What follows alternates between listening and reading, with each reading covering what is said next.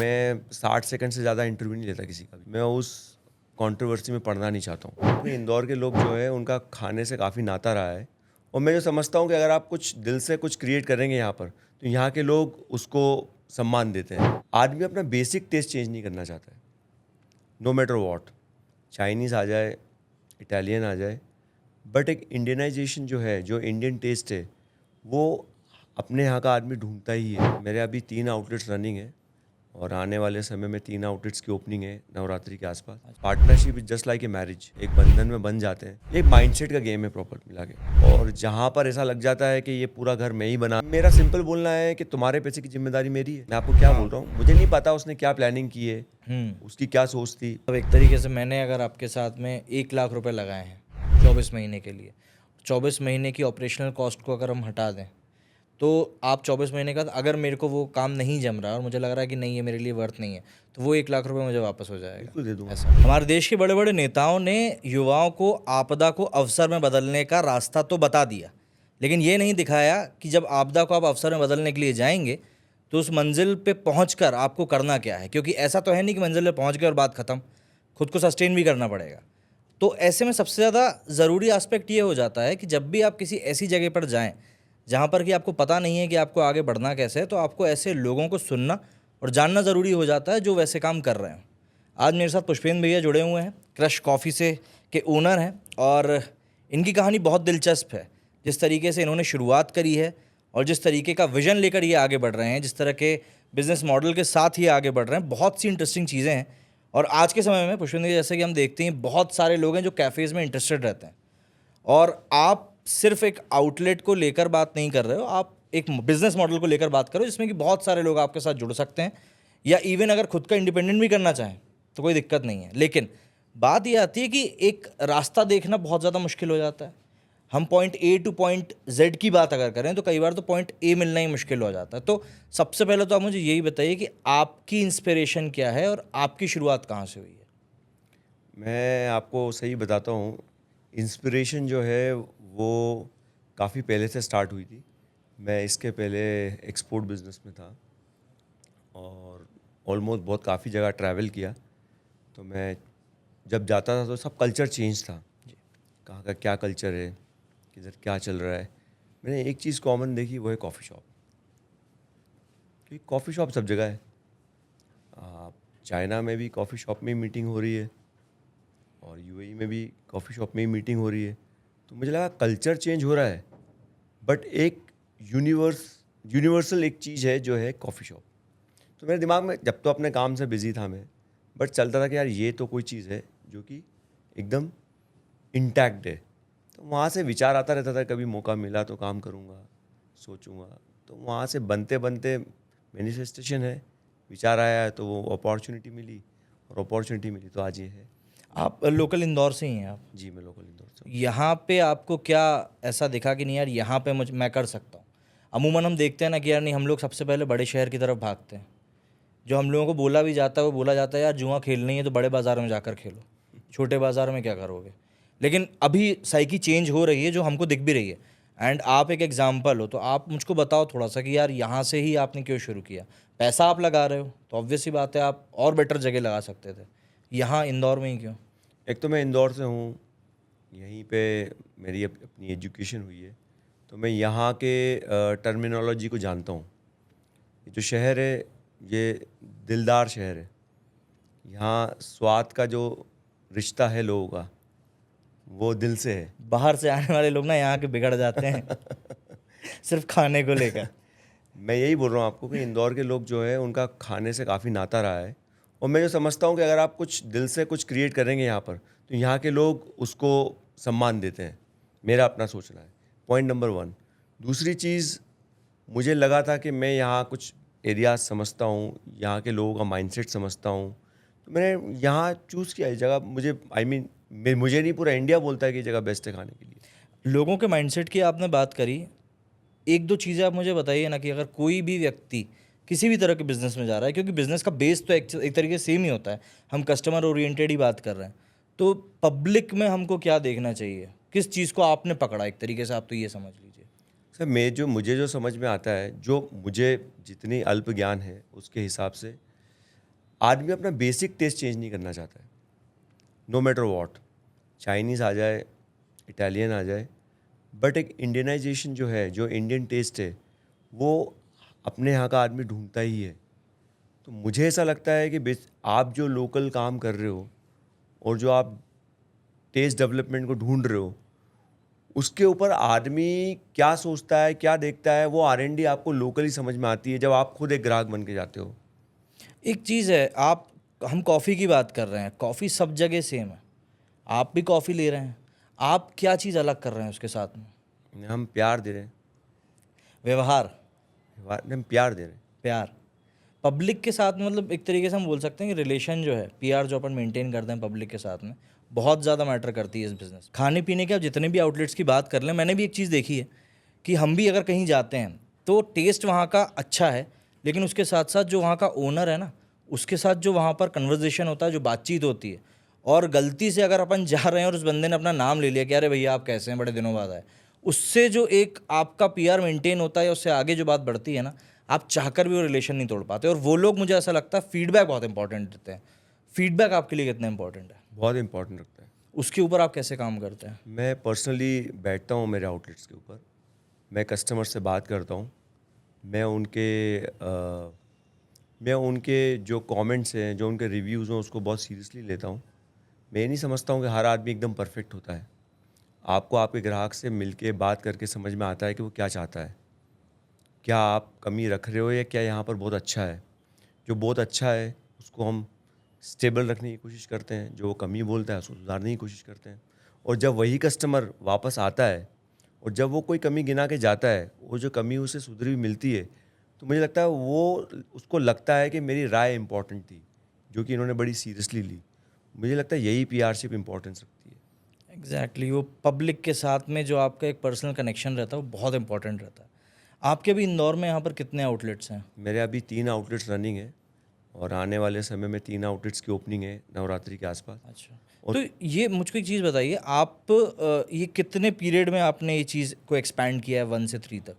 देखिए, ये बहुत पुरानी स्टोरी है और ये स्टोरी आपको पूरी समझना पड़ेगी, क्योंकि ये समझने वाली ही स्टोरी है। अगर स्ट्रगल है तो मैं समझूंगा। ये तो आपको स्टोरी में समझ में आएगा, बताइए। मैं तो कुछ बोल नहीं सकता हूँ इसमें। हाँ। देखिए, ये जर्नी 2020 में स्टार्ट हुई है। इसकी नींव रखी थी मेरे कुछ दोस्तों ने, हम लोगों ने मिलके काम स्टार्ट किया था और वो एक छोटे से शॉप से स्टार्ट हुआ। वो स्टार्ट होने के बाद ये ब्रांड बहुत बड़ा ब्रांड बना। फिर अनफॉर्चुनेटली एक पॉज आया और वो पॉज किसी भी कारण की वजह से आया हो, मैं उस कंट्रोवर्सी में पढ़ना नहीं चाहता हूँ। वो पॉज के वजह से जो है ये ब्रांड एक जगह पे रुकना पड़ गया इसको, और वो रुकना की वजह से जो है ये वापस हमको रिवैम्प करना पड़ा इसके लिए। अब वहाँ मुसीबत क्या थी कि इसके पहले मैं फेस नहीं था, इस कंपनी का इसके पहले मैं फेस नहीं था। इस कंपनी के लिए मैं पीछे से काम करता था और सिचुएशन ऐसी आई कि मुझे फेस बनना पड़ा। जब फेस बनना पड़ा तो काफ़ी चैलेंजेस थे और क्योंकि मैं पीछे काम कर रहा था, मेरा कुछ पीआर नहीं था, सोशल मीडिया में समझता नहीं था क्या है, मार्केट भी जो है मैं पीछे से ही समझता था, बट फ्रंट में कैसे बिहेव करना है, क्या सिचुएशन रहेगी, मुझे कुछ नहीं मालूम था। मैंने एक पॉज लिया, समझा, सोचा कहाँ गलतियाँ हुई, कहाँ से स्टार्ट करना है वापस, क्या क्या किया जा सकता है, किस तरीके से किया जा सकता है। वो पूरा स्केच तैयार किया। उसको स्केच को तैयार करने के बाद हमने पहले आउटलेट से चालू किया और पहला आउटलेट चालू करने के बाद आज मुझे 4था महीना है, 3 आउटलेट सक्सेसफुली रन कर रहे हैं। 3 आउटलेट अभी 15 दिन से 18 दिन में चालू होने वाले हैं। 3 आउटलेट का काम चल रहा है और ऐसा बोलना चाहिए नहीं बोलना चाहिए, 5 आउटलेट की बात चल रही है। तो ये जर्नी है 4 महीने की। लेकिन इसमें आपने एक बात बताई जो कि आपने अपने दोस्तों के साथ में शुरू किया। देखिए, ये जो साइकी है जो आपने भी किया, ये आज भी एक बहुत बड़ी टेंडेंसी है। कोई भी 4 दोस्त मिलकर बैठते हैं तो वो भले ही करें ना करें, लेकिन बात ज़रूर करते हैं कि यार अपन को ये बिज़नेस करना है। एंड मेरी भी इस जर्नी में मैं जितने भी बिजनेसमैन से मिला हूँ, अधिकतर केसेस में मैंने यही सुना है कि यार पार्टनरशिप आगे हमने शुरू तो कर दी बट हम उसको फ्लरिश नहीं कर पाए।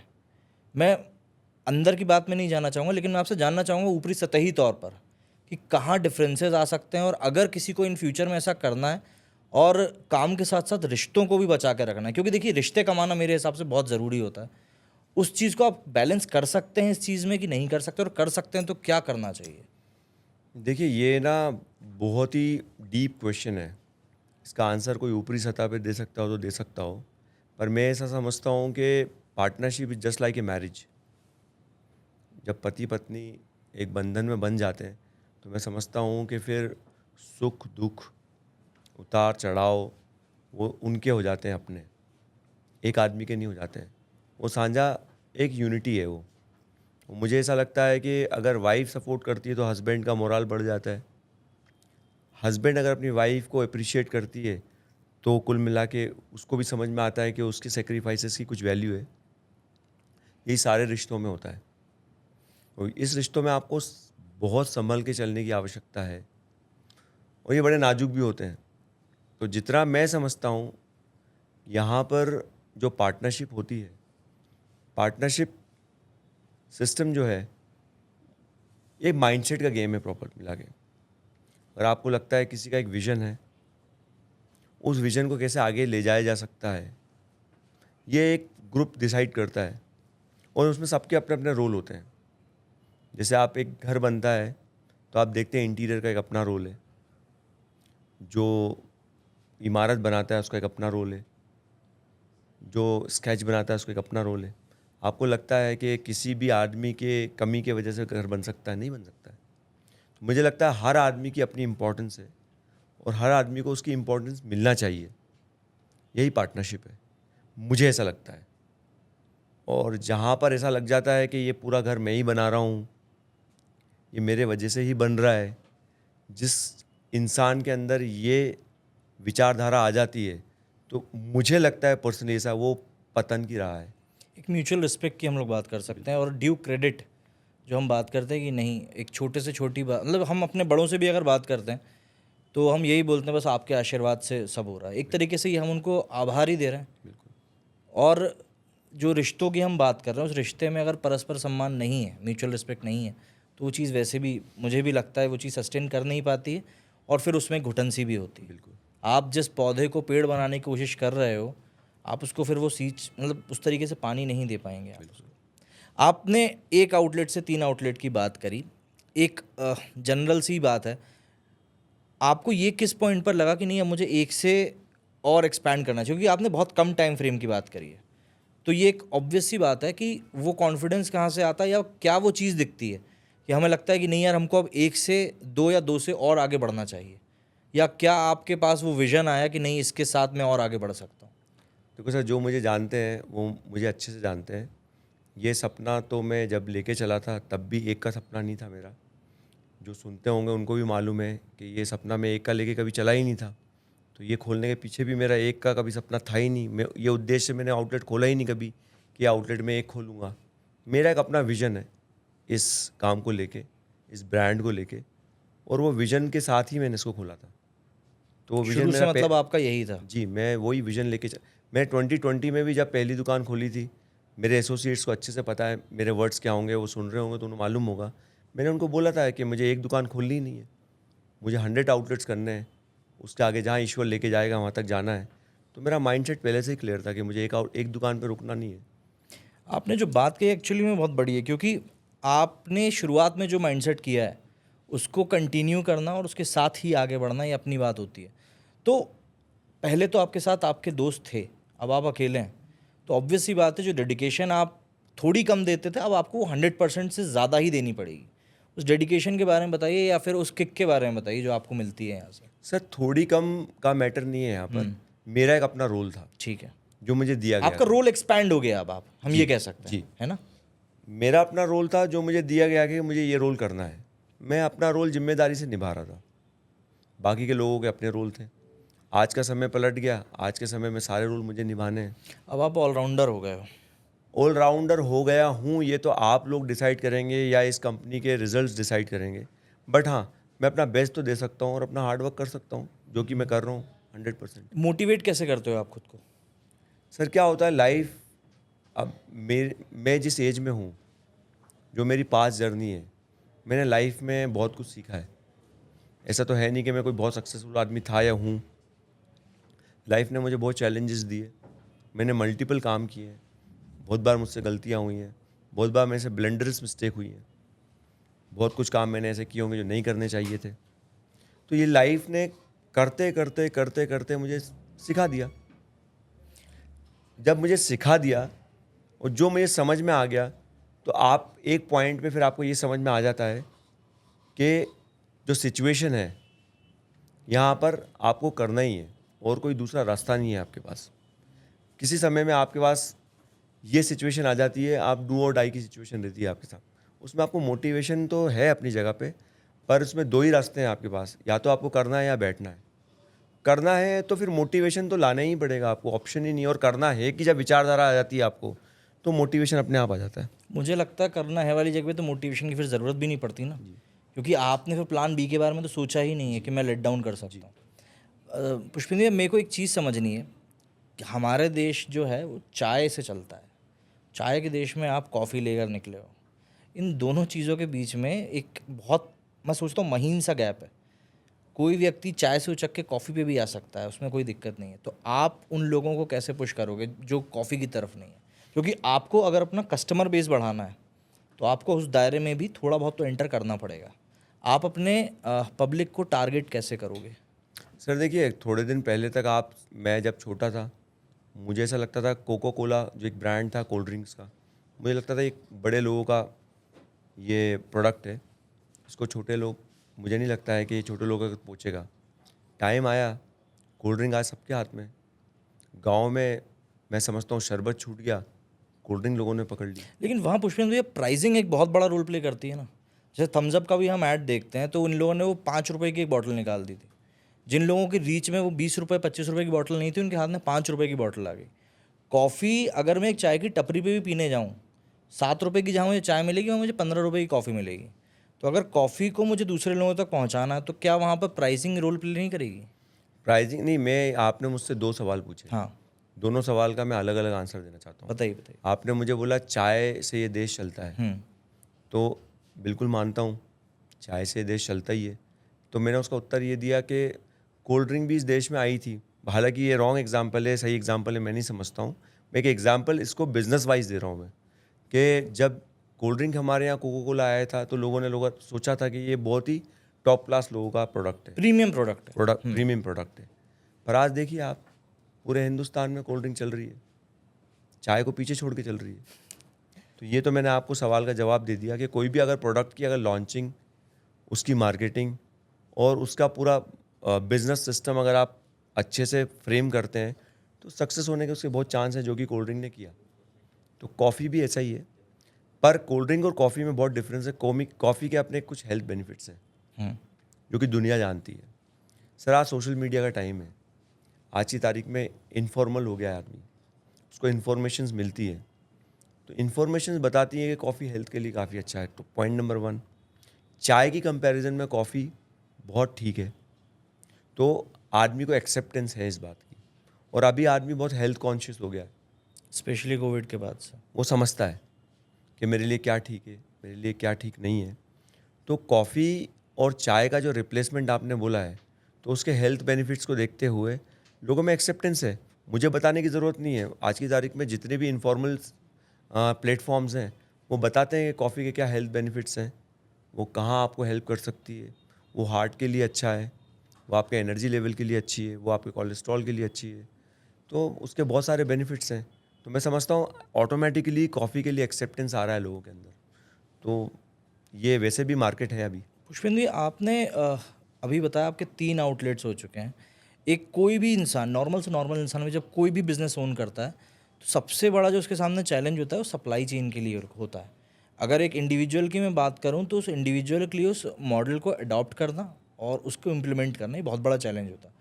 इसको आप कैसे फेस करते हो, या इसको आपने कैसे अपने हिसाब से ट्यून किया है कि आपको इसमें प्रॉब्लम नहीं होती? क्योंकि मैंने ऑटोमेशन की बात सुनी थी जब आपके बारे में बात कर रहा था, तो उसको लेकर आप बताइए मुझे कि जब आप अकेले 3 आउटलेट को लेकर जो पूरा सप्लाई चेन का चलता है, इसको आप कैसे मैनेज करते हो? सर मैंने आपको बताया कि मैं काफ़ी पुराने टाइम से काम कर रहा हूँ। बिज़नेस जो होता है आपका, उसका एक ही प्लेटफॉर्म है, वो है डिसिप्लिन एंड लर्निंग्स। आप सारे बिज़नेस से कुछ ना कुछ सीखते हो, और सारे बिज़नेस का जो फाउंडेशन है वो एक ही है। आप अगर एक्सपोर्ट बिज़नेस कर रहे हो, वहाँ भी आपको टीम लगेगी, वहाँ भी आपको चैनलाइजेशंस डालने पड़ेंगे, वहाँ भी आपको अथॉरिटी सेट करनी पड़ेगी। तो ये वहाँ से थोड़ा डिसिप्लिन समझ में आता है, थोड़ा बिज़नेस सीखा है, तो मुझे वो डिसिप्लिन यहाँ इम्प्लीमेंट किया मैंने, तो वो मेरा वर्क कर गया। आप जिन लोगों को आप हायर करते हैं, अभी आपने बात करी आपको अथॉरिटी सेट करनी पड़ेगी, आप उनमें ऐसी कौन सी क्लिनिकल क्वालिटी देखते हो? सर मैं मतलब यहाँ पॉडकास्ट के लिए नहीं बोल रहा हूँ मैं ये बात, और मुझे सच बोलना है, और मैं सच ही बोलूँगा, नो मैटर व्हाट। सब जानते हैं मेरे साथ जो काम कर रहे हैं, मैं 60 सेकंड से ज़्यादा इंटरव्यू नहीं लेता किसी का भी। 60 सेकेंड। जी, मुझे कोई फ़र्क नहीं पड़ता वो किस बैकग्राउंड से आ रहा है, मुझे कोई फ़र्क नहीं पड़ता उस कंपनी से आ रहा है, क्या उसका वर्क एक्सपीरियंस है। मेरे जितने भी काम करने वाले लोग हैं, आप उनसे जाके पूछ सकते हो कि मैंने 60 सेकंड बोला होगा तो 60 सेकंड से कम ही होंगे, 60 सेकंड से ज़्यादा का तो इंटरव्यू नहीं लिया होगा मैंने उनसे। मैं 3 ही चीज़ पूछता हूँ, हार्ड वर्क कर सकते हो, इस ऑर्गेनाइजेशन में ए से लेकर जेड तक की रिस्पॉन्सिबिलिटी निभा सकते हो, तुम्हारी सक्सेस की गारंटी मैं दे देता हूँ। कंपनी आगे बढ़ेगी, तुम भी आगे बढ़ोगे, मैं ग्रो करूँगा, तुम भी ग्रो करोगे। लेकिन यहाँ पर आप अगर ये माइंडसेट लेके आए हो कि आपको एक मैनेजर की पोस्ट पे आए हो, तो प्लीज़ आप ये माइंडसेट को आप बाहर रखो। यहाँ आपको क्लीनिंग का भी काम करना पड़ सकता है, यहाँ आपको बरिस्ता का भी काम करना पड़ सकता है, यहाँ आप मैनेजर भी हो सकते हो, यहाँ आप जनरल मैनेजर भी हो सकते हो, एक टाइम पे आप शेयर होल्डर भी हो सकते हो। We never know. मेरा इतनी बात होती है, जो आदमी मेरे बात पे कन्विंस हो जाता है वो मेरे यहाँ काम करता है, बाकी का मेरा वर्क कल्चर है। अगर उसको सूट करता होगा तो वो आगे काम कर रहा है, और आज तक मेरे साथ कोई जाने वाला आदमी नहीं मिला मुझे। आज जो मेरे साथ थे वो मेरे साथ काम ही कर रहे हैं आज तक। आप जिस बिज़नेस के विजन के साथ में चल रहे हैं, देखिए वो बहुत लॉन्ग टर्म का है, आपको लंबा खेलना है। और इसमें सबसे बड़ी बात ये आ जाती है कि आप मार्केट में सस्टेन कैसे करोगे। आप ग्रोथ की बात कर रहे हो, लेकिन एट द सेम पॉइंट आपको अपनी रूट्स को मिस नहीं करना है। उससे लेकर आपका क्या अप्रोच है? आप कैसे अपने आप को सस्टेन करने को लेकर प्लान करोगे? क्योंकि आप एक्सपैंड करोगे, ऑब्वियस सी बात है, बट जो चीज़ें आपके साथ जुड़ चुकी हैं, जो लोग आपके साथ जुड़ चुके हैं, उनको भी आपको वही क्वालिटी देना जो आपने प्रॉमिस करी है। उसको लेकर आप फिर कैसे अपना अप्रोच रखते हो? सर मेरे को बहुत क्लैरिटी है मेरे बिज़नेस के बारे में, और ये मैंने जैसा बोला, मैं एकदम क्लियर हूँ। क्वालिटी के बगैर तो मेरा बिज़नेस का सपना देखता ही नहीं है, क्योंकि विथआउट क्वालिटी आपको क्या लगता है, यहाँ इतने ब्रांड्स काम कर रहे हैं हिंदुस्तान के अंदर, आपको लगता है ये खड़े रह जा सकते हैं लंबे समय तक? बिना क्वालिटी के तो पॉसिबल नहीं है। आप आपके कस्टमर को क्या दे रहे हो, ये बहुत मैटर करता है सर। कस्टमर आज की तारीख में समझदार है, वो बेवकूफ़ नहीं है, वो आपके हार्डवर्क को भी समझता है। वो हार्डवर्क आपका जो होता है, और जो आपका थॉट प्रोसेस है, और जो आपका विज़न है, वो आपके आउटलेट पे दिखता है जब वो आता है। तो मैं बोलता हूँ, आप कुछ भी बोल दो यहाँ बैठ के, बोल सकते हैं, लेकिन आपका बिज़नेस आपका फ्लोर पे दिखता है। जब मैं मेरे बिज़नेस की बात कर रहा हूँ, तो मेरा आउटलेट में घुसने वाला आदमी समझता है कि मैं जो बात बोल रहा हूँ उसमें सच्चाई है कि नहीं है। मेरा अपना डिसिप्लिन है, मेरी एक अपनी क्वालिटी है, मेरी एक अपनी R&D है, मेरी एक अपनी SOP है, मेरी एक अपनी प्लानिंग है। मैं यहाँ के जो बोल रहा हूँ, अगर वो वहाँ एग्जीक्यूट कर रहा हूँ तो भी दिखता होगा। अगर मैं यहाँ बोल रहा हूँ और वो नहीं दिखता होगा, तो मेरा भी फ्यूचर बहुत ज़्यादा नहीं है। बहुत सिंपल बात है ये। बहुत सिंपल सी बात है। बस बात वही रहती है कि इस चीज़ को हम खुद जितना समझें उतना बेहतर है। क्योंकि जो आपने शुरुआत में बात कही कि पब्लिक ज़्यादा नेगलेक्ट, मतलब ऐसा नहीं कि आपको नेगलेक्ट करती जाएगी, वो समझ जाती है कि यार ये चीज़ है। लेकिन पुष्पेंद्र जी, आप सिर्फ B2C में नहीं डील कर रहे हो, आप B2B में भी डील कर रहे हो, आप फ्रेंचाइजी वाले डिपार्टमेंट में भी हो। फ्रेंचाइजी सबसे पहले तो क्या होती है, आप थोड़ा सा मुझे वो बताइए, क्योंकि बहुत से लोगों को फ्रेंचाइजी आज भी समझ में नहीं आती। उनको लगता है ये कुछ नया तरह का कुछ चीज़ आई है। फ्रेंचाइजी है क्या? क्योंकि इंडिया में बहुत टाइम से, बट अब लोग जानना चाह रहे हैं कि ये क्या है। सर मैं भी नहीं समझता फ्रेंचाइजी क्या होती हम्म। है, ना मुझे मालूम है फ्रेंचाइजी क्या होती है, ना मैं इंडिया में क्या चल रहा है उसमें पढ़ना चाहता हूँ। देखो सर, मेरा माइंडसेट एकदम क्लियर है। मैं जितने भी मुझे जानने वाले लोग हैं वो जानते हैं, मैं किसी भी कंपनी को नहीं देखता। आई एम सो सॉरी, ये एरोगेंट वर्ड नहीं है मेरे, और नहीं देखता हूँ, मतलब नहीं देखता हूँ। मेरी अपनी प्लान्स है, मैं अपनी प्लानिंग से चलता हूँ, मेरी एक अपनी स्ट्रैटेजी है सर। फ्रेंचाइजी मॉड्यूल को लोग किस तरीके से फ्रेम करते हैं, मेरा उससे कोई लेना देना नहीं है। मेरा एक अपना माइंडसेट है फ्रेंचाइजी को लेके। ये फ्रेंचाइजी नहीं है, ये हम रिश्ते बढ़ाने वाली बात है। और ये यहाँ पर कोई माइक पे बैठ के मैं कोई यहाँ पर कोई इमोशनल बात बोल के इसको बहुत कोई ब्राउनी पॉइंट लेने के मूड में नहीं हूँ मैं। ये मेरा माइंडसेट है, ऐसा ही सोचता हूँ मैं। जो मेरे फ्रेंचाइजी लोग होंगे जिन्होंने मेरे से एसोसिएशन की है, वो जानते हैं ये बात बहुत अच्छे से। मैं भी एक टाइम पे किसी कंपनी का फाइनेंसर था। मैंने भी कभी किसी कंपनी में इन्वेस्ट किए होंगे, मैंने भी किसी के साथ पैसे डाले होंगे, मेरे भी किसी के साथ कोई इन्वेस्टमेंट थे। जो ज़िंदगी में आज तक मैंने सोचा है कि मैंने पैसे देते वक्त क्या सोचा होगा, क्या मैं उनसे चाहता हूँ, क्या माइंडसेट से मैंने उनको पैसे दिए थे, क्या विजन देख के मैंने उनमें इन्वेस्ट किया है, मैं वो सारी चीज़ों को रिकॉल करता हूँ कि एक आदमी इन्वेस्टमेंट करने से पहले क्या सोचता है। बहुत सिंपल है सर, ये भी 60 सेकंड से ज़्यादा का समय नहीं है। सिंपल है सर, आप जितना सिंपल करोगे ना उतना अच्छा है। एक आदमी अपने मेहनत के पैसे लेके आता है और कोई भी ग्रो करने वाले बिजनेस के ऊपर लगाता है ये सोच के कि मैं भी इसके साथ ग्रो करूँगा। उसका एक सिंपल विजन होता है कि ये ग्रो कर रहे हैं, इनके साथ साथ मैं भी ग्रो करूँगा। अब वो व्यक्ति जो ये कंपनी चला रहा है, अब ये उसके ऊपर डिपेंड करता है कि वो अपना हाथ बढ़ा के जो उसका हाथ पकड़ रहा है वो क्या सोच के साथ पकड़ रहा है। बहुत सिंपल है। अब मैं आपको बताता हूँ क्या है वो 60 सेकंड का मॉड्यूल। मेरे पैसे का क्या, मैं जो आपके पास पैसे लेकर आ रहा हूँ उस पैसे का क्या? उस पैसे का क्या, ठीक है। कुछ हो गया तो क्या, कंपनी डूब गई तो क्या, मैं कैसे सिक्योर हूँ, मेरे को कैसा प्रॉफिट मिलेगा। यहीं ख़त्म हो जाती बात। अब मुझे नहीं पता हिंदुस्तान में या पूरे विश्व में लोग उसका उत्तर कैसे देते हैं, मैं स्ट्रेट देता हूँ। मुझे कोई शब्दों के साथ नहीं खेलना है। मैं किसी को कोई ड्राफ्टिंग करने वाले के साथ नहीं बैठा हुआ कि भैया देखो मैं कोई कानूनी पड़चन में ना पड़ जाऊँ। मेरा सिंपल बोलना है कि तुम्हारे पैसे की जिम्मेदारी मेरी है। जब सर मैं इतनी बड़ी बड़ी बातें कर रहा हूँ यहाँ बैठ के कि मेरा बहुत डिसिप्लिन है, मैं बहुत मेहनत से धंधा चला रहा हूँ, मैं इस धंधा को समझता हूँ। जब मैं धंधे को समझता हूँ, इतनी जिम्मेदारी से बात कर रहा हूँ, तो मैं अगर किसी के साथ बोलता हूँ कि आप मेरे साथ मेरी कंपनी में इन्वेस्टमेंट करिए, तो मैं इतनी जिम्मेदारी तो ले सकता हूँ एटलीस्ट कि उसके पैसे की गारंटी दे दूँ। बिल्कुल। कि भाई तू 1 रुपया दे रहा है मुझे, तो वो 99 पैसे नहीं होंगे। गारंटी, क्योंकि पुष्पेंद्र जी बहुत बड़ा शब्द हो जाता है। अभी कुछ समय पहले इंदौर में ही एक किस्सा हो चुका है इसको लेकर ही, कुछ लोग पहुंच गए थे। तो इसीलिए मैं जानना चाह रहा हूँ कि आपने जब गारंटी शब्द बोला कि नहीं, अगर आप मेरे साथ पैसा लगा रहे हो तो मैं आपको गारंटी बोल रहा हूँ कि आपका 1 रुपया 99 पैसे नहीं होगा। तो एक तरीके से तो ये मतलब मैं एफडी का मैच्योर्ड रूप बोल दूँ कि सर हाँ, देखिए, डूबेगा नहीं पैसा मेरा। सर देखिए, मुझे कुछ ने क्या किया उस पर मुझे कोई टिप्पणी नहीं करनी। मैं होता कौन हूँ? जो पैसा लगाने आता पुष्पेंद्र जी वो सब देख के आएगा। मैं आपको क्या हाँ। बोल रहा हूँ, मुझे नहीं पता उसने क्या प्लानिंग की है, उसकी क्या सोच थी। मैं तो सबकी रिस्पेक्ट करता हूँ। इस दुनिया में कोई भी आदमी बिजनेस कर रहा है, उसने थोड़ा भी नाम कमाया है, तो मेरी तो रिस्पेक्ट है उसके लिए। अब मुझे नहीं पता वो कहाँ गलत चला गया, सही चला गया, मैं कौन होता हूँ उस बारे में बोलने वाला। मुझे मेरे धंधे के बारे में पता है, मैं अपने बिजनेस के बारे में बात करता हूँ। मैंने जो सीखा है वही बात कर सकता हूँ। तो मैं आपसे एक ही बात बोल रहा हूँ कि मैं फ्रेंचाइजी बांट ही नहीं रहा हूँ। मेरी कोई एडवर्टीजमेंट ही नहीं है फ्रेंचाइजी की।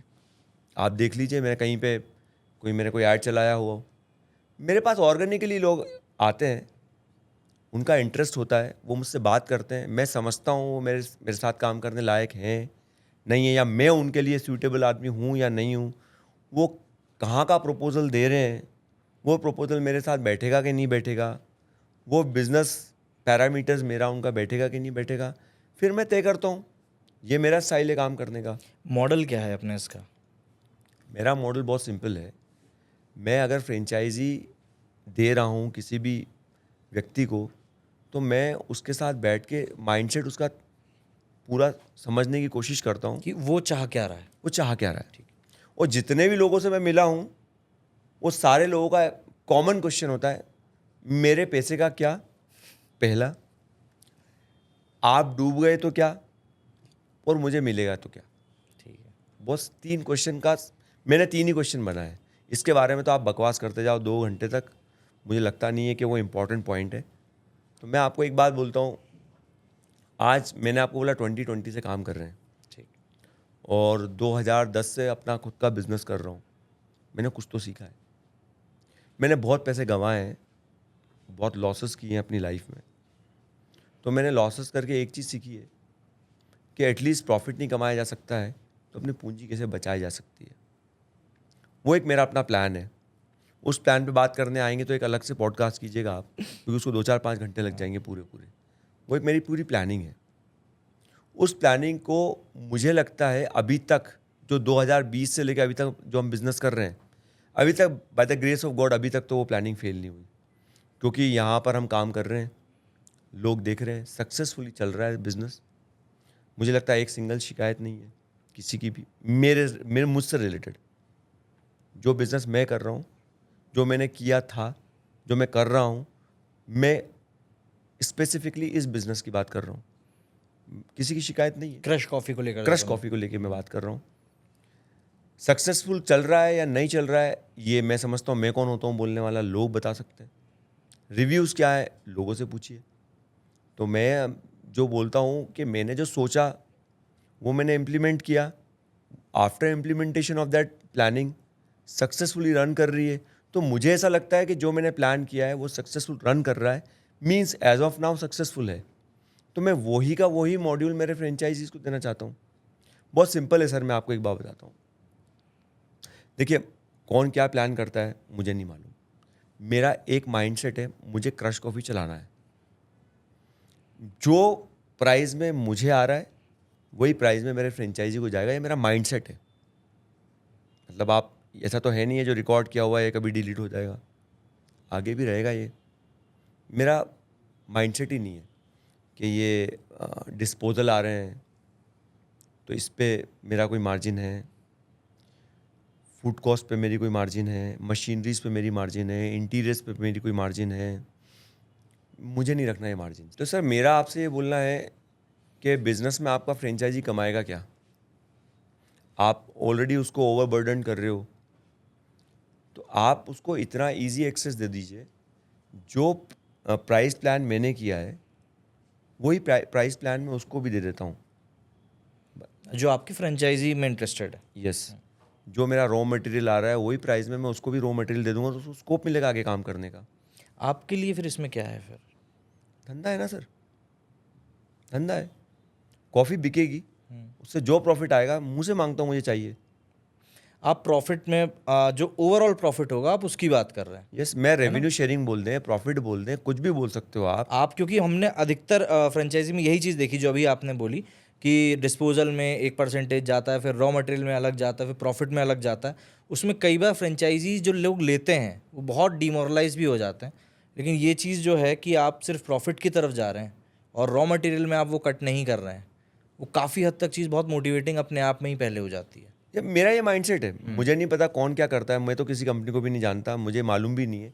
ये मेरा माइंडसेट है कि आप देखिए, मेरे को 1 रुपये की कोई रॉ मटेरियल आ रही है, सर आप मुझे बताइए, अगर मैं वो उसको 1.25 रुपये में दे दूंगा तो उस आदमी का तो प्राइस कट हो गया, उसके लिए तो 25 पैसा बर्डन हो गया।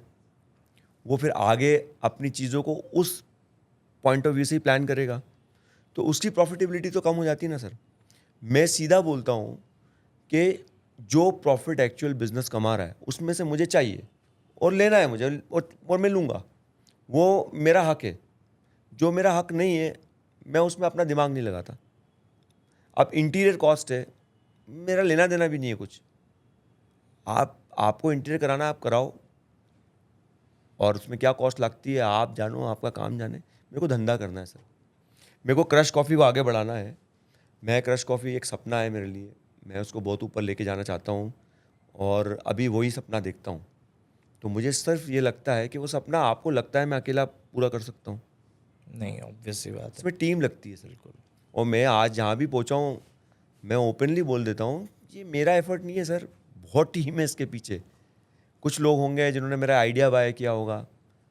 एक टाइम पे मैंने बोला, जैसा कि एक कोई भी अनफॉर्चुनेट घटना घट गई, आपको क्या लगता है वो चौराहे पे कुछ नहीं था मेरे पास, ज़ीरो हो गया था, किसी ने मेरा आइडिया बाय किया होगा। किसी ने मुझे फाइनेंशियल हेल्प दी होगी। आज आप समझिए, मैं जब बहुत कुछ से कुछ नहीं रह गया, कौन आता है आपके पास काम करने के लिए? ऑब्वियस सी बात है, हारे हुए इंसान के ऊपर, हारे हुए घोड़े के ऊपर पैसा नहीं लगाता कोई, फिर हम तो इंसान है। मेरे साथ कुछ लोग आए काम करने के लिए, बिल्कुल। मेरी टीम बनी, मेरे साथ काम करने वाले लोग तैयार हुए। तो जब ये पूरा सिस्टम बनता है और बनने के बाद आपको एक चीज़ समझ में आती है, और मुझे पहले से भी समझ में आई है, जैसे कि मैंने आपको बोला है कि पास्ट में बहुत गलतियाँ हुई, हो जाती हैं गलतियाँ। कभी कभी आप मिस्टेक्स भी कर देते हो, कभी कभी इंटेंशनली भी मिस्टेक्स हो जाती हैं आपके साथ। लेकिन फिर आपको ओवरऑल लाइफ ये सिखा देती है कि आप अपनी गुड इंटेंशन से आगे बढ़ सकते हो सर। बहुत सिंपल बात है। अगर आपका उद्देश्य साफ है तो आप सक्सेसफुल हो जाओगे।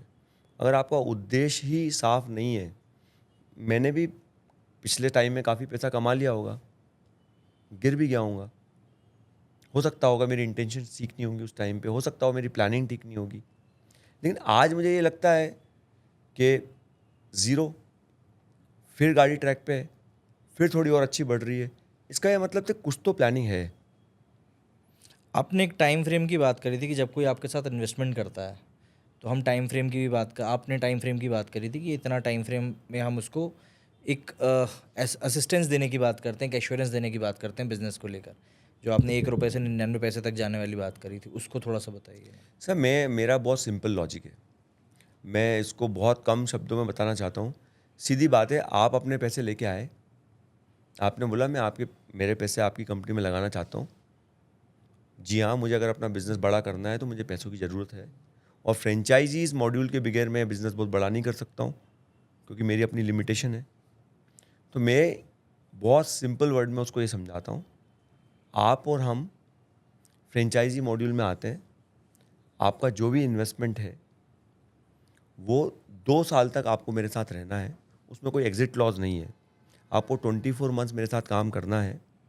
आपको 24 महीने के बाद अगर ऐसा लगता है कि ये मैंने रॉन्ग डिसीजन ले लिया है, ये मुझसे गलती हो गई, ये मैंने गलत इन्वेस्टमेंट कर दिया है, आप आ जाइए, आप मेरे पास आइए, आप अपना एक नोटिस दे दीजिए कि मैंने आपसे फ्रेंचाइजी लिया था, मैंने एक्स अमाउंट आपके साथ इन्वेस्ट किया था, मैं आपको आपका जो भी इन्वेस्टेड अमाउंट है, उन 24 महीनों में जो आप मुझसे पैसा ले चुके हो, उसको काट के आपका जो इन्वेस्टेड अमाउंट है वो मैं प्रिंसिपल अमाउंट आपको लौटा दूंगा। सिंपल है। मतलब पुष्पिंदर, एक सिंपल सी बात आप बताइए, अगर मैं आपके पास पैसे लगाने आ रहा हूँ तो मैं आपके ऊपर पैसे लगाऊं क्यों? देखिए, बहुत सिंपल बात है। पहली बात तो, आप मेरे पास पैसे लगाने आ रहे हो तो बात खत्म हो गई, आ रहे हो तो चॉइस आपकी है ना। मैं एक ही बात बोल रहा हूँ कि मैं कोई जल्दीबाजी में नहीं हूँ कि मुझे कोई 100 200 500 आउटलेट खोलने हैं। मेरा पूरा प्लान जो है, सिस्टम है। मेरे पास जो आ रहा है उसको मैं एक रास्ता बता रहा हूँ कि आप अगर जुड़ते हैं तो आपकी सिक्योरिटी, आपकी जो पेमेंट की सिक्योरिटी, वो मैं करके दे रहा हूँ।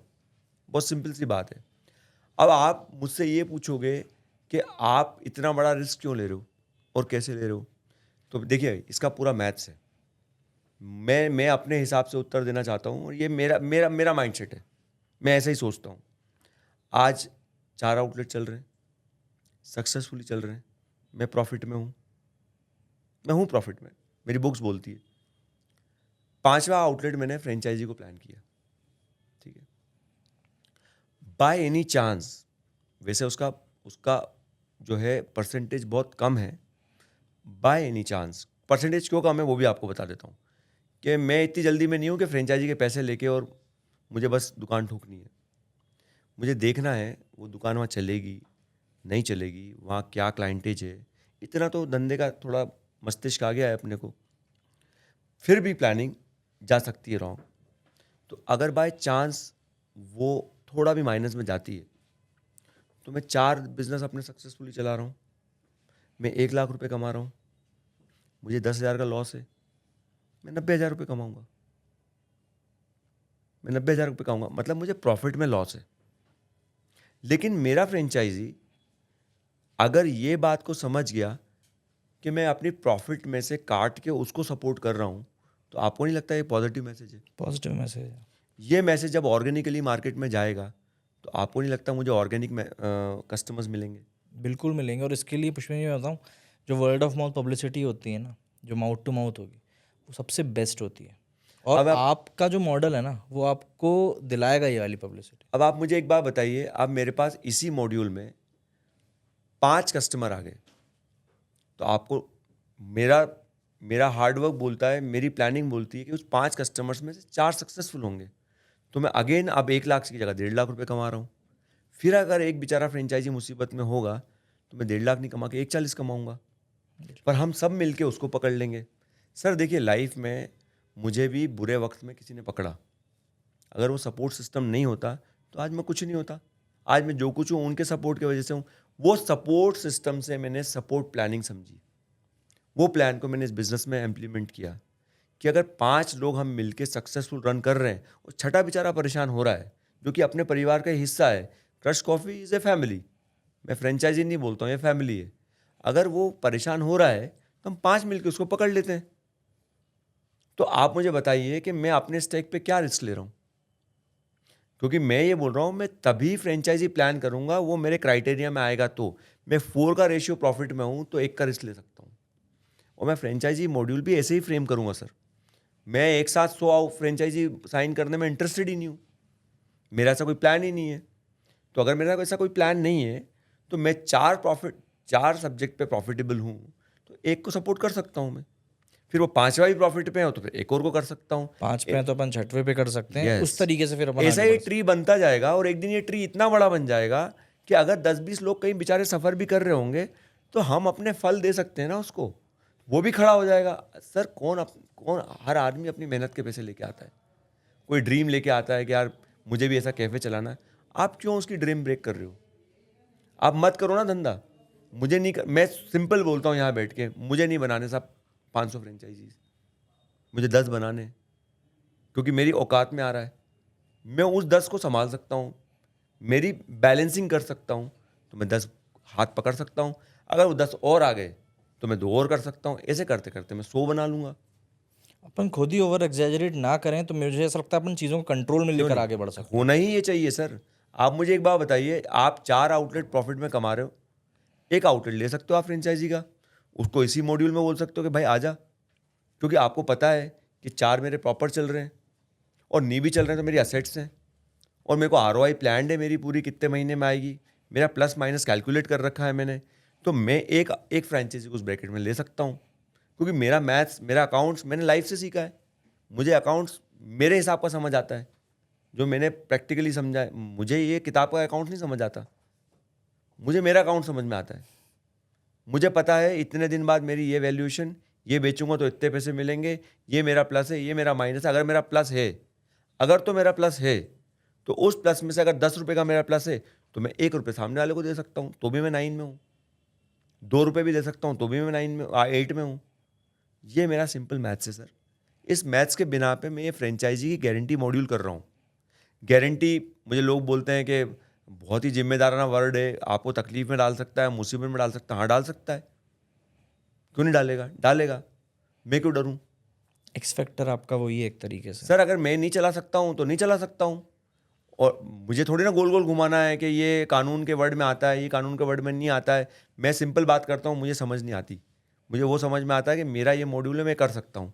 मेरी औकात नहीं होगी तो नहीं बोलूँगा गारंटी, आके इसी पॉडकास्ट में मना कर दूंगा, नहीं भैया आज से गारंटी नहीं है मेरे बस की। देखो सर, जो है वो है, आज गारंटी है तो है, कल हो सकता है नहीं हो, आज तो कर सकता अब एक तरीके से मैंने अगर आपके साथ में 1 लाख रुपए लगाए हैं 24 महीने के लिए, 24 महीने की ऑपरेशनल कॉस्ट को अगर हम हटा दें तो आप 24 महीने का, अगर मेरे को वो काम नहीं जम रहा और मुझे लग रहा है कि नहीं ये मेरे लिए वर्थ नहीं है, तो वो 1 लाख रुपए मुझे वापस हो जाएगा। बिल्कुल दे दूंगा ऐसा जी।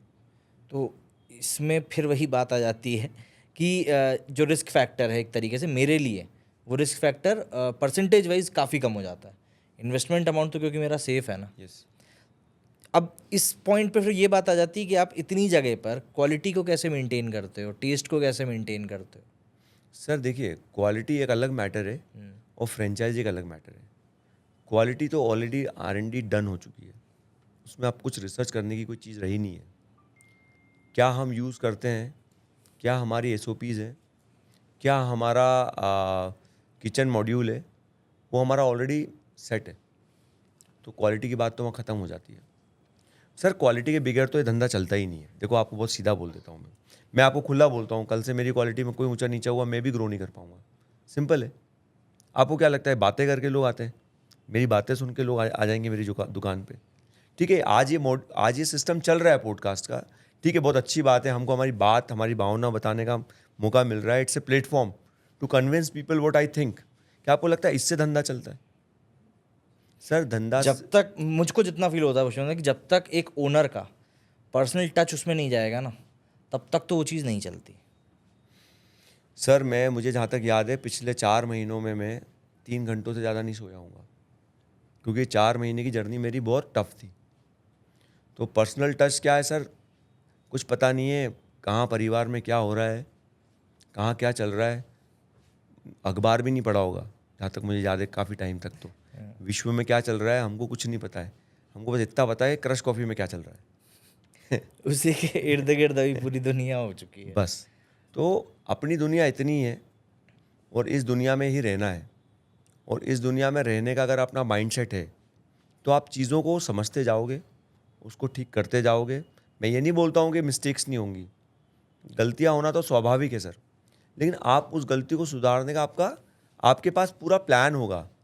मैं आपको एक बात बताता हूँ, क्योंकि आप उस माहौल में हो, डे टू डे आप लोगों से डील कर रहे हो, डे टू डे में आप उनको समझ रहे हो, क्या नई डिमांड है, क्या आपका कस्टमर चाह रहा है आपसे, क्या वो चाहता है कि आज क्या कॉफ़ी में क्या हम चेंजेस कर सकते हैं, क्या नया आ रहा है, वो कस्टमर बताता है, वो कस्टमर डिमांड करता है आगे। आपने जैसे ये नई चीज़ की बात करी कि नया क्या आ रहा है, तो उसमें जब भी हम किसी रेस्टोरेंट की बात करते हैं, कैफ़े की बात करते हैं, तो मेन्यू जो होता है एक बहुत बड़ा रोल प्ले करता है।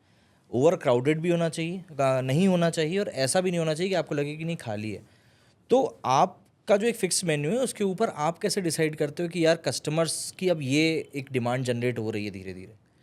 देखो सर, मैं आपको बोला 2020 से काम कर रहे हैं, तो थोड़ा इतना अल्प ज्ञान तो आ गया है कि कस्टमर क्या चाहता है, उस बेसिक ज्ञान के हिसाब से हमने मेन्यू सेट किया है।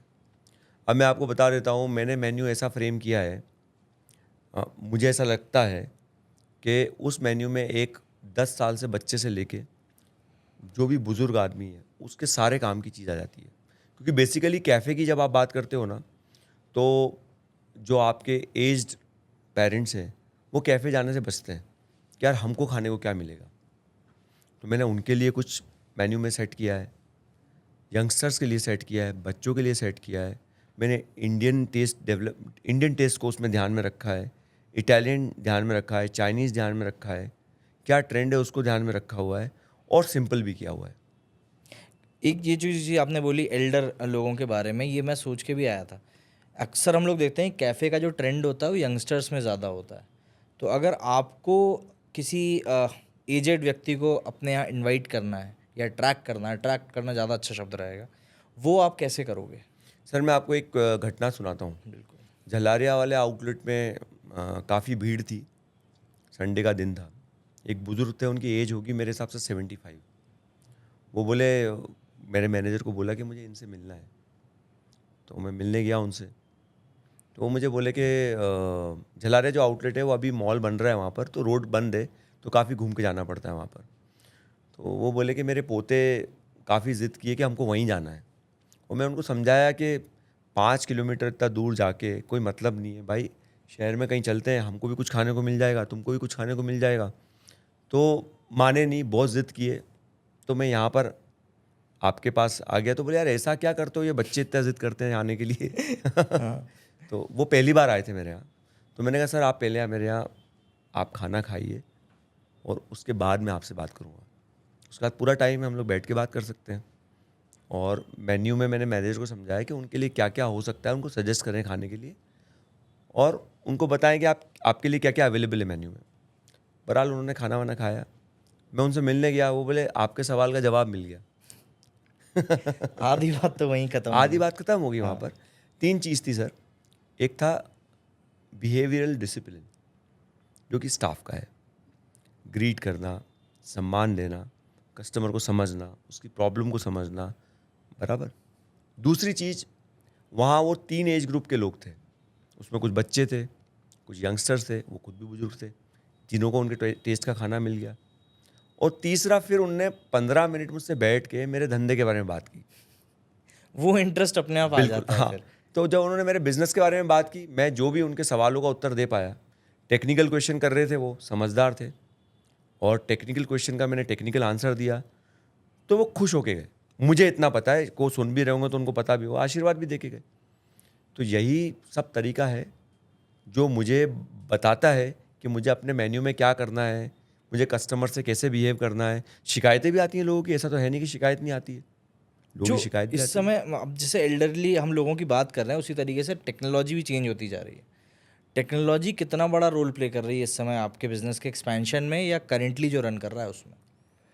सर, टेक्नोलॉजी की अगर बात करूँगा ना, तो सबसे गधा आदमी तो मैं ही हूँ।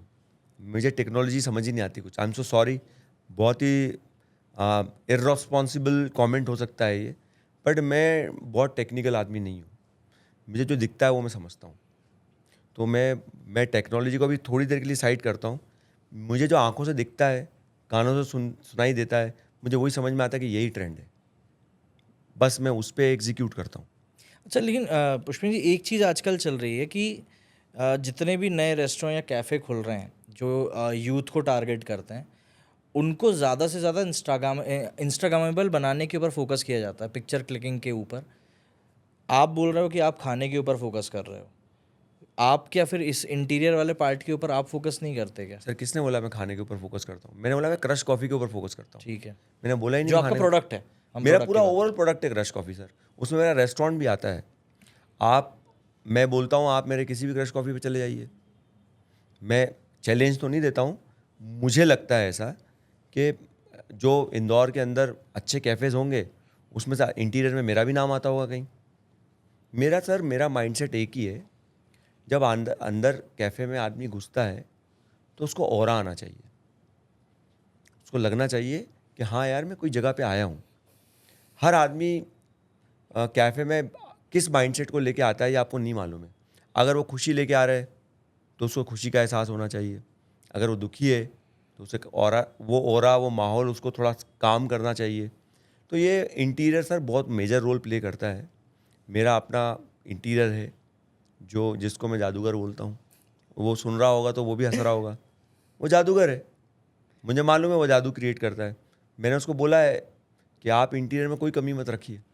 आप किस मूड को फोकस करते हो जब आप इंटीरियर के, अपने इंटीरियर की बात करते हो? आप एक किस मूड या किस थीम के ऊपर फोकस करते सर, मेरा जो इंटीरियर है मैं उसके मूड पे फोकस करता हूँ, क्योंकि मैं समझता हूँ, मैंने क्या बोला आपको, टीम वर्क है। मुझे बिजनेस करना आता है, मुझे कैफ़े बनाते नहीं आता है। जब मुझे बनाते ही नहीं आता है तो मैं आपको क्या ही बात बोलूँगा उसके लिए। लेकिन जिसको बनाना आता है, जो उसका मास्टर है, मुझे लगता है जो उसका मास्टर है, मैं उसको बोलता हूँ फ्रीडम से कि भाई अच्छा कैफ़े बनाना है, तेरे को जो समझ में आता है तू बना। और जब आप किसी को फ्रीडम देते हो ना काम करने की, तो वो फिर वो क्रिएट कर देता है जो आप चाहते हो उससे क्रिएट करवाना। हो? आप अपने ब्रांड की सक्सेस को कैसे मेजर करोगे? सर, ब्रांड की सक्सेस देखो, ना तो मैं वैल्यूएशन से काउंट करता हूँ, ना मैं प्रॉफिट एंड लॉस पे काउंट करता हूँ, ना मैं कितना धंधा करता हूँ उस पर काउंट करता हूँ। मैं काउंट करता हूँ मेरे कितने कस्टमर सेटिस्फाइड है, मुझे बाज़ार में क्या रिव्यूज़ मिल रहे हैं, कौन आके मेरे यहाँ खुश है और बाहर जाके ये बोलता है जेन्युइनली। सर, हमने किसी को भी हम रिव्यूज़ लेते वक्त ये नहीं बोलते कि हमारे लिए अच्छा लिखिए या हमको 5 स्टार की रेटिंग दीजिए। ये स्ट्रिक्टली बोला गया है। मेरे सारे जितने भी सर्विस स्टाफ है उनको स्ट्रिक्टली बोला गया है कि आप हमारे गेस्ट को फोर्स नहीं करोगे, हम ऑर्गेनिकली रिव्यूज़ चाहते हैं। सर देखो, पूरे संसार में ना एक गेम चल रहा है।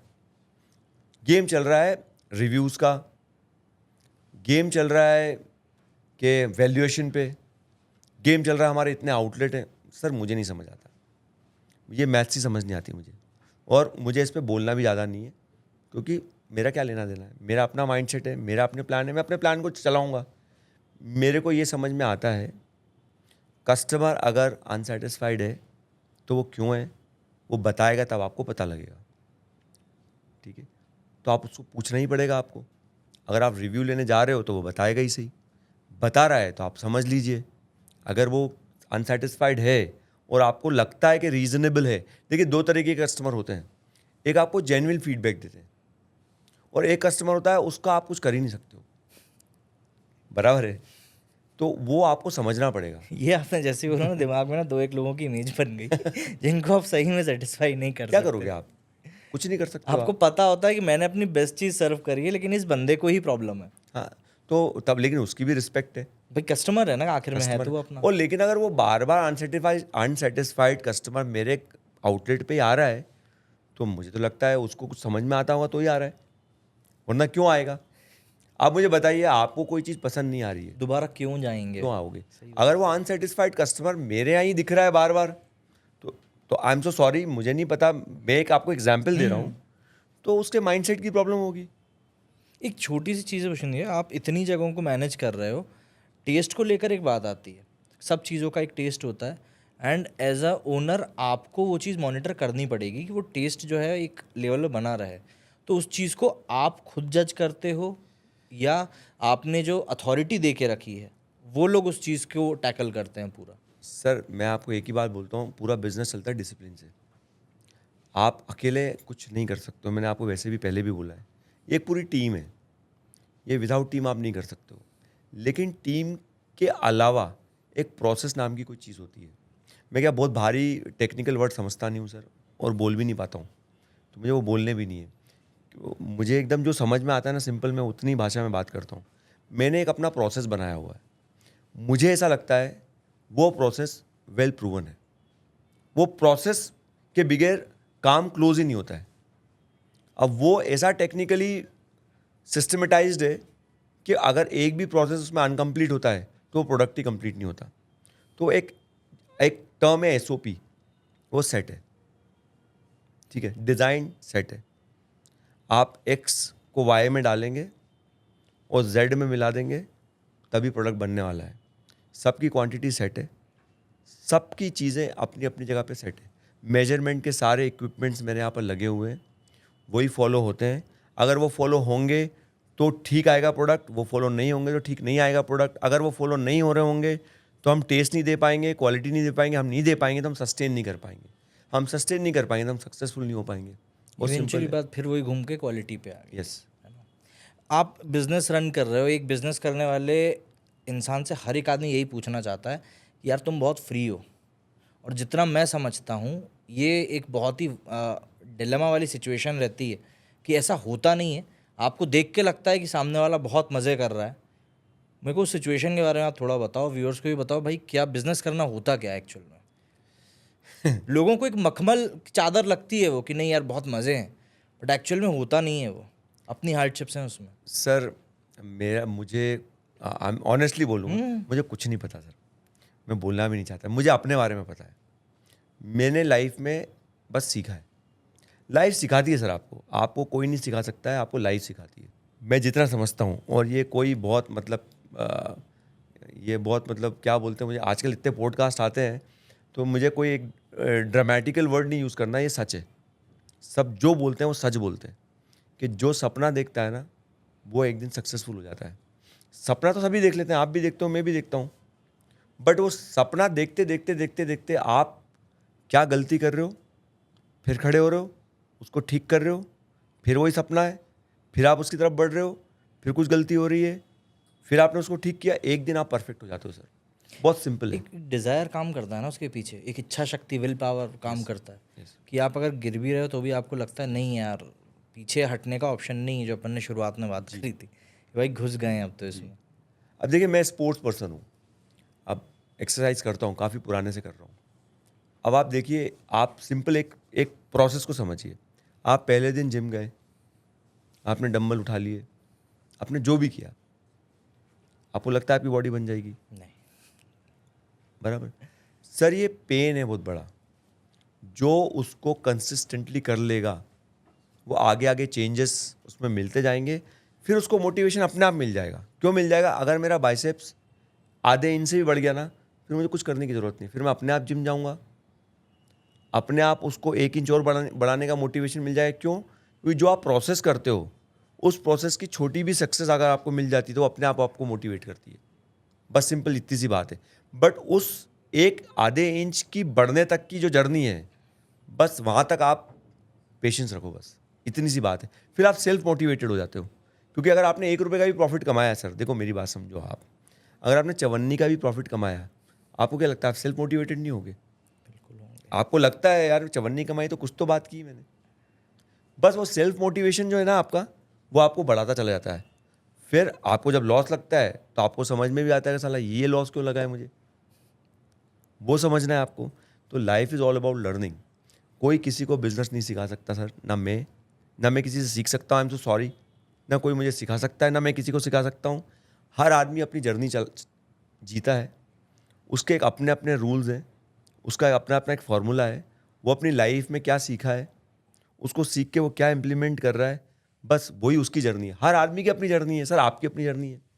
अब मैं आपको बोलूँ कि आपकी जर्नी मुझे सिखा दो, सर जो पेन आपने लिए हैं, जो जर्नी आपने जी है, जो बैड टाइम आपने देखा है, जो फीलिंग आपने ली, आप मुझे नहीं बता सकते हो शब्दों के माध्यम से।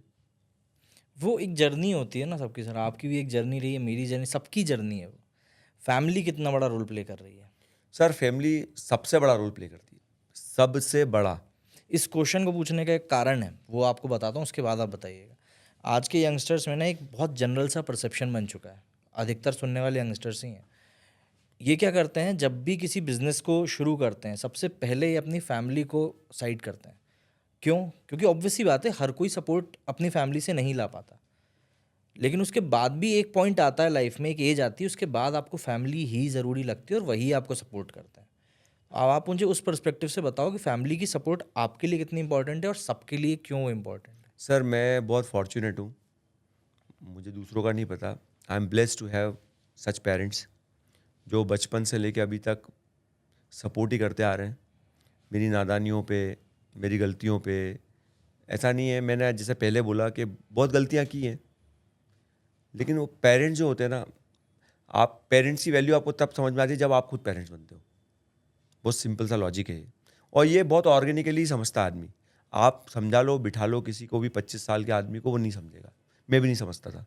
तो आप बैठ के उसका भी टाइम वेस्ट मत करो, वो अपने आप समझ जाएगा। सिंपल है सर, मैं क्या बोल रहा हूँ, लाइफ की लर्निंग आप बिठा के किसी को नहीं समझा सकते हो, वो नहीं समझेगा। मैं क्या बोल रहा हूँ आपको, पेरेंट्स जो होते हैं, जो फैमिली होती है, वो आपका बहुत बड़ा रोल प्ले करती है। आपको बता देता हूँ कैसे। आप लास्ट में कहाँ जाते हो? घर। घर। आपको दुनिया क्रिटिसाइज कर रही है, आपको दुनिया गाली बक रही है, आपको कोई कुछ भी बोल रहा है, समझ आता है। लास्ट में अपने घर जाते हो, आपके पेरेंट्स भी तो आपको ये बोल देंगे कोई बात नहीं बेटा, हम खड़े हैं, तू क्यों चिंता करता है। अल्टीमेटली वो ही रहने वाले हैं आपके साथ, बाकी सब लोग टेम्परेरी हैं सर। आपकी फैमिली, देखो फैमिली का मतलब ये नहीं होता ब्लड का रिश्ता। मैं आपको बहुत सीधी बात बता देता हूँ, फैमिली का मतलब होता है आप डे टू डे में हर वक्त किसके साथ रहना चाहते हो, वो फैमिली है। ये तो रिश्तों के नाम है। फैमिली में सब आ गए, वो दोस्त आ गए, रिश्तेदार आ गए, माँ आ गए, पिताजी आ गए, सब आ गए, वो फैमिली हो गया। आपके अपने जिनके साथ आपको रहना है, बस वो आपको मोटिवेट कर दे सर, बाकी सब लोग टेम्परेरी हैं। आप सक्सेसफुल हो तो आप बेस्ट हो, आप अनसक्सेसफुल हो तो आप खराब हो। अभी आपने एक ब्रांड का नाम बोला, क्यों सर? थोड़े दिन पहले तो सब लोग मतलब वाह वाह कर रहे थे। आज किसी भी आदमी से कोई गलती हो गई तो आप बोल रहे हो बेकार है, बेकार है। ये लाइफ है सर। यहाँ आप रेस करोगे तो सब आपके साथ है, आप नीचे गिरोगे तो आपके साथ कोई नहीं है। लेकिन आपके साथ जो रहने वाला है वो आपकी फैमिली है। वो आप गिरोगे तो भी आपके साथ रहेगी, आप बढ़ोगे तो भी आपके साथ रहेगी। मतलब ये मैं बहुत दिल से बोल रहा हूँ आपको। तो वो ही ऐसे लोग हैं जो आपको लाइफ में आगे बढ़ने के लिए मोटिवेट करते हैं। क्योंकि आप समझिए, आप घर चले जाओ, पिताजी भी बोलते हैं क्या निकम्मा है यार ये। आप मुझे एक बात बताओ, आप बाहर का क्रिटिसिज्म झेल सकते हो सर, घर में अगर आपको अपना आदमी बैठ के बता दे कि नहीं तू बेस्ट है, तू कर सकता है, तो आपको जो एनर्जी मिलती है ना, वो फिर आप वापस रिचार्ज हो जाते हो, और रिचार्ज होने के बाद आप वापस एक नई प्लानिंग से बाहर निकलते हो। उस क्रिटिसिज्म को हम लोग भूल जाते हैं भूल जो जाते बाहर हैं, मिल रहा है। ठीक है। अल्टीमेटली जो मेरे पीछे खड़ा है वो तो मेरे साथ है ना सर। आपको जो सपोर्ट करने वाला आदमी है, आपको पता है यही करने वाला है, अगर वो आपके साथ है तो आप क्यों डर रहे हो फिर? घर आपके पास है ही। मैं मेरी बात बता रहा हूँ, देखो फिर आपको बोल रहा हूँ सिंपल, मुझे किसी की लाइफ में नहीं पढ़ना। मेरे पिताजी के पास अपना घर था, थोड़ा उन्होंने ऐसी सेविंग करके रखी हुई थी। जब वो खड़ा हुआ है कि भाई कुछ नहीं होगा तो मैं खड़ा हूँ, वो मुझे सपोर्ट कर रहा है, तो मेरे को काहे का डर है? आप 50 लोग मिलके मेरे को क्रिटिसाइज करो, मेरे पिताजी का घर है, वो मुझे निकाल नहीं रहे, उनकी सेविंग है, खाना मिल रहा है, तो बात खत्म। वो उसका सपोर्ट सिस्टम मुझे था ना, तो मेरी हिम्मत थी। हाँ, अगर वो मुझे सपोर्ट नहीं करते तो डिप्रेशन में आने के पूरे चांसेस थे कि खाऊंगा क्या, क्योंकि मेरी ऐसी जर्नी ही नहीं है। मैं क्यों फालतू की ऐसी जर्नी बताऊं कि मैं भूखा रहा, ये रहा वो रहा, नहीं, बढ़िया था, सब कुछ था। पापा ने अच्छा सपोर्ट किया, all credit goes to him, he is my hero. एक आखिरी सवाल से ख़त्म करते हैं पुष्पेंद्र जी, जितने भी नए एंटरप्रेन्योर्स आ रहे हैं उनको आप एक क्या ब्रह्म ज्ञान दोगे, एक टिप दोगे आपकी लाइफ की जर्नी से? दूसरों के बारे में हम बात नहीं कर रहे, आपकी खुद की लाइफ इतनी ऊपर नीचे रही है पाने खोने की, आप एक क्या सिंपल टिप दोगे कि यार इस चीज़ को पकड़ के रखना? सर ऑनेस्टली कोई किसी को टिप नहीं दे सकता, बहुत सिंपल बात है, और पहली बार मैं हूँ कौन जो टिप दूंगा। अभी टाइम नहीं है मेरा टिप देने का सर, अभी मेरा काम करने का समय है, और टिप देने का जब समय आएगा तो ज़रूर आपकी पॉडकास्ट पे आके बोलूँगा। सर अभी मुझे नहीं लगता कि मैं इस लायक हूँ कि यहाँ टिप दूँ किसी को। मेरी जर्नी अभी बनी है, चालू हुई है, मुझे बहुत काम करना है सर, अभी आगे बढ़ना है। हाँ, जिस दिन ये मैं 100 आउटलेट बना लूँगा तब मुझे लगता है कि लोगों को मेरी किसी को, सर किसी को नहीं पड़ी मेरी टिप लेने की। जिस पोजीशन पे मैं बैठ जाऊंगा उस पोजीशन पे हो सकता है कि लोग मुझसे टिप लेने आएँ, और तब उसकी वैल्यूएशन में ऐड कर सकता हूँगा। तो बहुत काम करना है। हाँ, ये ज़रूर बोल सकता हूँ कि सर रुको मत, रुकना बेकार है, कंसिस्टेंसी। कंसिस्टेंसी से आप चलते रहो। ऐसा नहीं है सर कि कोई इस दुनिया में कोई आदमी बेकार नहीं है। इस दुनिया में हर आदमी अपनी क्वालिटी लेके आता है सर, हर आदमी की अपना ऑरा है। मुझे ऐसा लगता है आराम से अपने आप को पहचानो, कोई किसी से लेना देना नहीं है, कोई क्या बोल रहा है कोई क्या नहीं बोल रहा है। कल जिस चीज़ को लोग बुरा मानते थे आज वो ट्रेंड में है। समय सबका आता है, मेरे दादाजी बोलते थे जहाँ कचरा फेंकते हैं उसका भी सर समय बदलता है, हर आदमी का समय बदलता है सर। आप बस दिल की सुनिए, जो आपको समझ में आता है वो कीजिए। लोगों का क्या है सर, लोगों को तो जो समझ में आता है वो अपना पॉइंट ऑफ व्यू बना देते हैं। मैं राम राम राम राम बोल रहा हूँ, आपको मरा मरा सुनाई दे रहा है, ये आपका पॉइंट ऑफ व्यू है। मैं तो राम राम बोल रहा हूँ, मेरे राम राम बोलने की जर्नी कहाँ तक जाएगी वो समय बता देगा। लेकिन yes, I am working hard, ये मेरा पैशन है, सपना है, मुझे आगे बढ़ना है।